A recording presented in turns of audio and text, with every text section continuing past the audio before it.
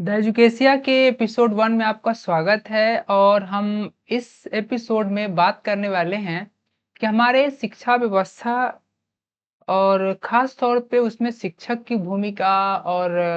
अभिभावक की क्या भूमिका है और पहले ये जो भूमिका थी इसकी क्या सीमा थी और किन सीमाओं में रह कर के पठन-पाठन का काम होता था या फिर कह सकते हैं कि बच्चों को एक सही दिशा में ले जाना किस तरीके से उस समय की परिस्थितियाँ प्रभावित करती थी, उन सारे बिंदुओं पे हम बात करेंगे। तो आज के दौर में सबसे पहले ये बात करें कि आज की क्या सीमाएँ हैं, उससे पहले बात करते हैं कि पहले क्या व्यवस्थाएँ थी, क्या सीमाएँ थी। पहले के जो भी परिस्थितियाँ थी, जैसे बात कर लें कि उस समय की जो परिस्थितियाँ थी, सबसे शुरुआती दौर की अगर बात करें तो किताबें भी नहीं थी, प्रिंटिंग नहीं होती थी, छपी हुई किताबें नहीं मिलती थी और वो हाथ से लिखी जाती थी और हाथ से लिखी जाने की जो ट्रेडिशन जब शुरुआत हुआ उससे पहले तो लिखने की भी परंपरा नहीं थी। हाथ से भी लिखने की परंपरा नहीं थी, तो बोल करके एक पीढ़ी से दूसरी पीढ़ी जो ज्ञान था उसका प्रवाह होता था। और उस समय जो शिक्षक होते थे वो ज्ञान के सबसे ऑथेंटिक स्रोत माने जाते थे और उस समय शिक्षक ने जो कहा, जो तर्क दिया, वही तर्क सर्वमान्य होता था और हमारे समाज के लोग, माता-पिता भी उसी में आते हैं, परिवार के सदस्य भी उसी में आते हैं, तो वह शिक्षक की जो बातें कही जाती थी, कभी-कभी वो बातें अगर समझ में नहीं भी आती थी, तो ये कह के इस बात को स्वीकार कर लिया जाता था कि शिक्षक है, ज्ञानी है, पढ़े-लिखे व्यक्ति हैं, विद्वान हैं, तार्किक व्यक्ति है, तो वो जो कह रहे हैं, भले हमको अभी समझ में नहीं आ रहा है, लेकिन उनकी जो कही गई बातें हैं, वो सही होगी। और कह सकते हैं कि आदर्शवादी शिक्षण व्यवस्था थी, यानी कि जो बड़े-बुजुर्ग कह दिए उनको स्वीकार करना और उसपे क्वेश्चन मार्क लगाना, प्रश्न चिन्ह लगाना तो बहुत ही कम केसों में होता था। वैसे हमारे शास्त्रों में इस बात का भी इन पुस्तकों में इस बात की भी चर्चा है कि शस्त्रार्थ हुआ करते थे, यानी कि तर्क-वितर्क हुआ करते थे, लेकिन इसका जो स्तर था वो उच्च था।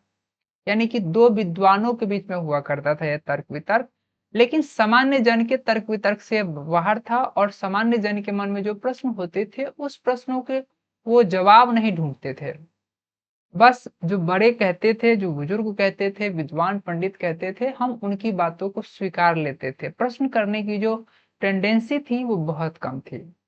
ये ट्रेडिशन आगे बढ़ता गया और आगे चलते-चलते किताब छापने की, किताब प्रिंटिंग प्रेस की व्यवस्था शुरू हुई और लोगों के लिए ऑथोरिटी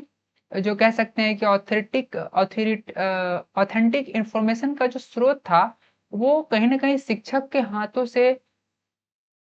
हट करके शिक्षक के हाथों में भी था, लेकिन उससे कहीं हट करके अब किताबों में आ गई। अब हम किताबों के जो लेखक है, उससे हमने ये जानना शुरू किया कि फलाने लेखक लेखक ने ये बातें कही है और उनका हम कोट करके उसके सेंटेंस को, उनके वाक्यों को कोट करके हम अपनी बातों को आगे रखते थे।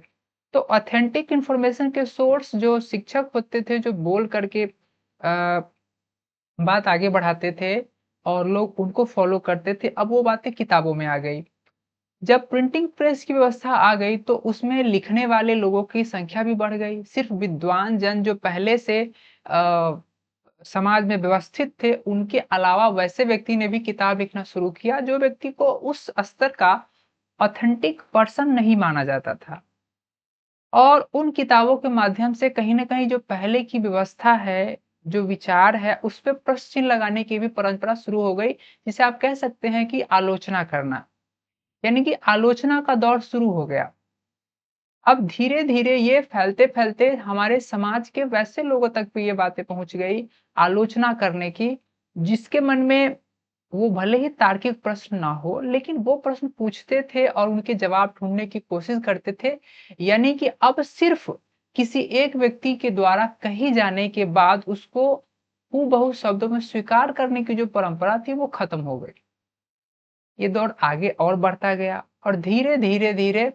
ये दौर अभी ऐसा आ चुका है कि अभी हम किसी पर्टिकुलर किताब की भी बात नहीं करते हैं। हम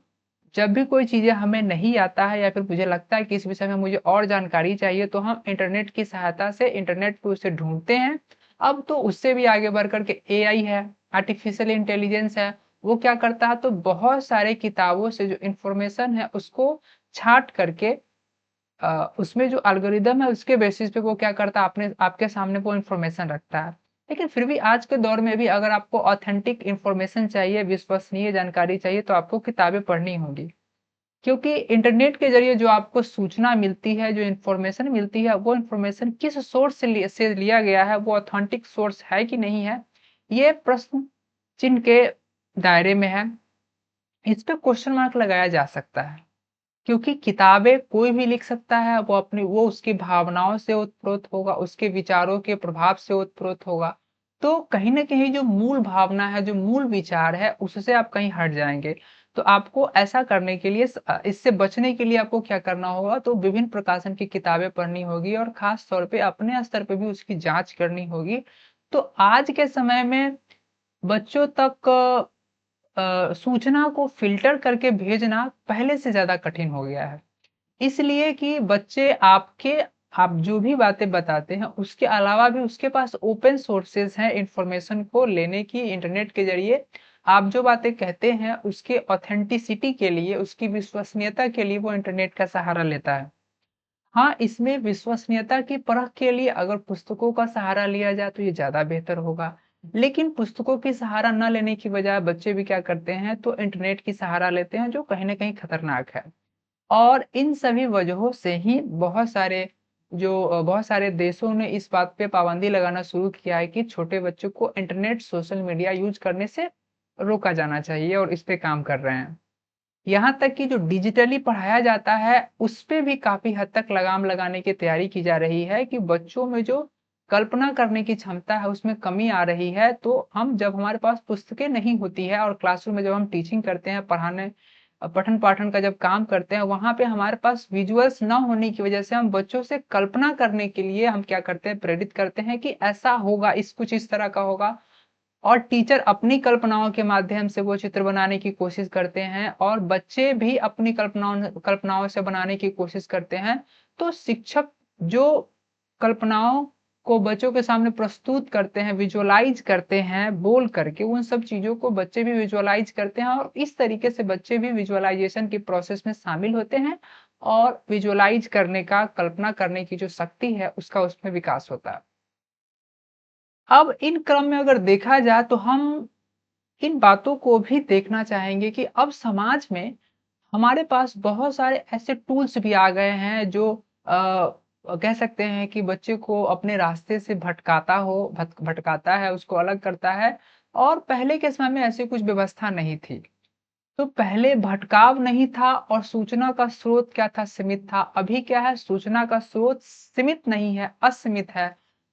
बहुत है, इनफाइनाइट है, और साथ ही साथ उसके भटकाव के भी बहुत सारे रास्ते हैं।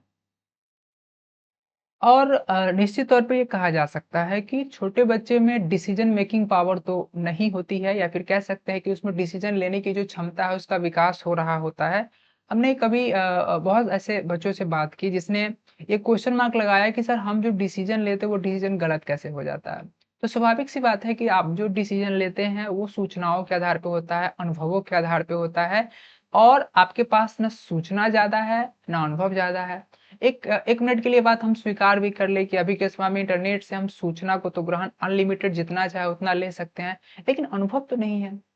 तो अनुभव के लिए तो आपको क्या करना होगा, अपने से बड़े बुजुर्ग के से मिलना होगा, उनसे बातचीत करनी होगी, और उनके क्या अनुभव थे। हम मेरे कहने का ये मतलब कतई नहीं है कि जो बड़े के अनुभव है, जो आपको बुजुर्ग के अनुभव है, वो आपको 100% काम आ जाएँगे। लेकिन हाँ, एक कह सकते हैं कि एक एग्ज़ाम्पल आपके पास एक फॉर्मेट मिलेगा, ओल्ड फॉर्मेट मिलेगा, जिस बेसिस पे आप क्या करेंगे, आपके समय में जो भी परिस्थितियाँ हैं, उससे जुड़ी हुई बातचीत आप आगे बढ़ा सकते हैं। ठीक है? तो इन सभी प्रक्रियाओं में अगर देखा जाए तो पहले बच्चे के विकास में जो अभिभावक है, जो माता-पिता है, उसकी भूमिका शून्य के बराबर थी, और क्योंकि उनके पास ज्ञान कम थे, या फिर कह सकते हैं कि कुछ ही सीमित व्यक्ति के पास वो ज्ञान थे जिससे कि वो बच्चों को दे सके। लेकिन जो ज्ञान का मुख्य स्रोत था वो शिक्षक थे।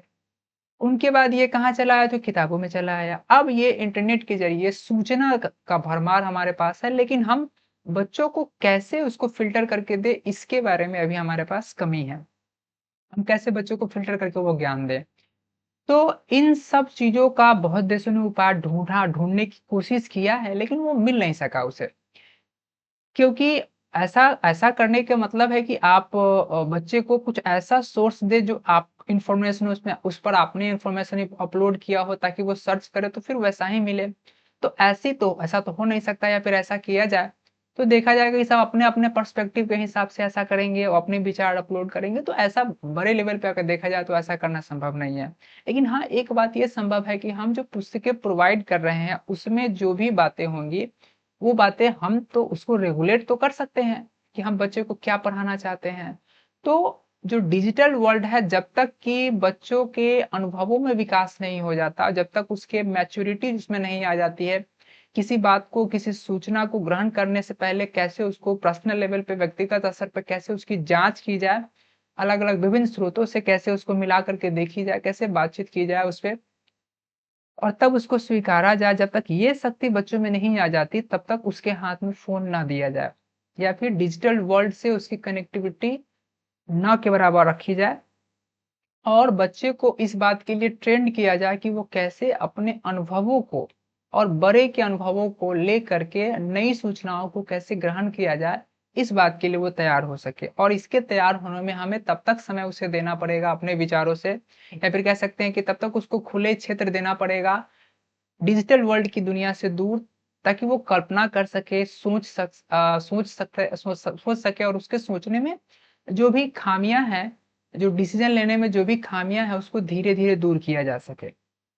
तो अभी के समय में पहले से ज़्यादा चैलेंजेज़ है या फिर कह सकते हैं कि अभी जो अभिभावक की जो भूमिका है और शिक्षक की जो भूमिका है, वो काफ़ी दूर तक है। और अभी के समय में अगर देखें तो हम फ़ोन से अगर किसी बच्चे को दूर कर पाएँ, ये भी एक बहुत बड़ी समस्या है। ये समस्या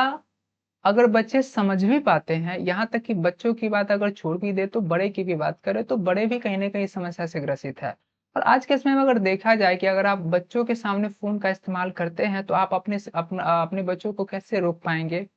फ़ोन से? तो इसका एक तो उपाय ये है कि आप फ़ोन का इस्तेमाल कम कर दें या फिर बच्चों के सामने फ़ोन का इस्तेमाल कम करें और आप भी किताबें पढ़ना शुरू करें। क्योंकि ये बच्चों में अनुकरण करने की टेंडेंसी होती है, फ़ॉलो अप करने की टेंडेंसी होती है। आप जैसा व्यवहार करेंगे, उन सब चीज़ों को वह भी कॉपी करेगा और आगे बढ़ेगा। तो आप ऐसा कर सकते हैं कि आप किताब पढ़ने की आदत को डालें, तो धीरे-धीरे ये संभव है कि बच्चों में किताब पढ़ने की क्षमता विकसित होगी और किताब पढ़ते समय हम हमारे हमें जो क्योंकि शब्दों से हम कल्पनाएँ करते हैं, सोचते हैं, उसको फ़िगर आउट करते हैं, मन में सोचते हैं कि ये कैसा होगा, तो वो शब्द सिर्फ़ नहीं होते हैं, शब्द के साथ-साथ हमारे मन में वो कल्पनाएँ भी चलती है। तो इस तरीके से उसमें कल्पना शक्ति का भी विकास होगा और इस तरीके से ये क्रम आगे बढ़ेगा। और कहीं न कहीं हम उसे जो फ़ोन से जो एक तरह की गलत आदतें कह सकते हैं कि फ़ोन से ज़्यादा देर तक जुड़े रहना ये जो टेंडेंसी है, इसमें कमी आ सकती है, तो वो आ सकती है सिर्फ़ किताबों को पढ़ने से ही। तो किताब पढ़ने की जो टेंडेंसी है इसमें विकसित किया जाए तो इससे पहले हमें क्या करना होगा कि बच्चे की जो एनवायरनमेंट है, चाहे वो विद्यालय हो, चाहे फिर घर हो, दोनों ही जगहों पर हमें पुस्तकों को ज़्यादा से ज़्यादा समय देना होगा, उसको स्पेस देना पड़ेगा। तब हम काफ़ी हद तक इन समस्याओं से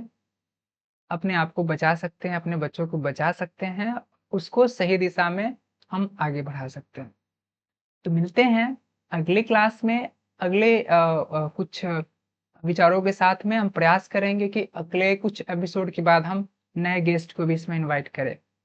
हमसे जुड़े रहने के लिए बहुत-बहुत धन्यवाद और अंत तक बने रहने के लिए बहुत-बहुत धन्यवाद। शुक्रिया।